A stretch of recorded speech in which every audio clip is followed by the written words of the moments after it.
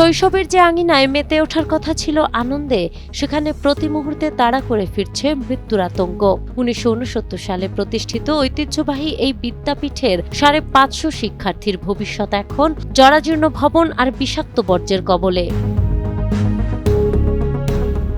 বিদ্যালয়টিতে সর্বশেষ ভবনটি নির্মিত হয়েছিল ১৯৯৫ সালে। এরপর ৩১ বছরেও হয়নি কোনো সংস্কার। ছাদ চুয়ে পানি পড়া আর পলেস্তারা খসে পড়া এখানে নিত্যদিনের ঘটনা। এর ওপর স্কুলের ঠিক পেছনে অবস্থিত এথারটন নামক প্রতিষ্ঠান সহ আশপাশের গ্যারেজের কেমিক্যালযুক্ত নোংরা পানি ড্রেন দিয়ে সরাসরি স্কুলের মাঠে ফেলা হচ্ছে।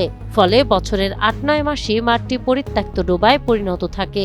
এই দূষিত পানিতে পা দিলেই শিক্ষার্থীদের মারাত্মক অ্যালার্জি দেখা দিচ্ছে। বলছিলাম যশোর সদর উপজেলার রাজারহাটে অবস্থিত ঐতিহ্যবাহী নামেজ সর্দার মাধ্যমিক বিদ্যালয়ের কথা।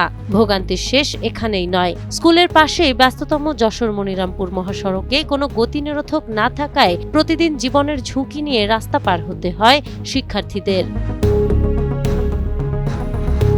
এদিকে এই বিদ্যালয়ের জন্য বরাদ্দের কোনো চাহিদা চাওয়া হয়নি বলে দাবি করেন এই কর্মকর্তা। নামেজ সর্দার স্কুল থেকে কোনো বরাদ্দের জন্য রিপেয়ার বা বড় কাজে কোনো বরাদ্দের জন্য চাহিদা চাওয়া হয়নি।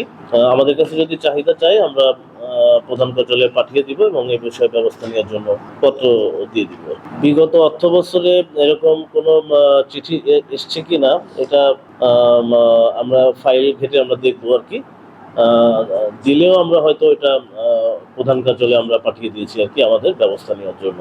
বিদ্যালয়ের এই করুণ দশা থেকে মুক্তি এবং শিক্ষার্থীদের জীবন রক্ষায় সরকার ও প্রশাসনের দ্রুত কার্যকর পদক্ষেপ চান অভিভাবক ও এলাকাবাসী। নাহার বৃষ্টি, টাইমস টুডে।